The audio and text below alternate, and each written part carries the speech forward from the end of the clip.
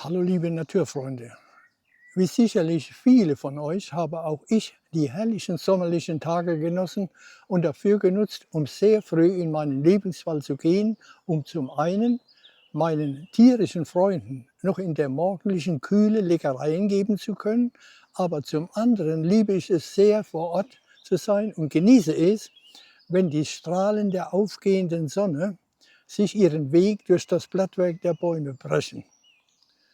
Obwohl mich das Eichhörnchen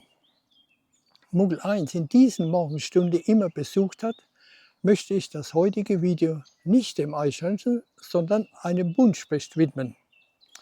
In meinem Video Neues aus meinem Lieblingswald, welches ich für all diejenigen, die es noch nicht gesehen haben, im Anhang verlinke,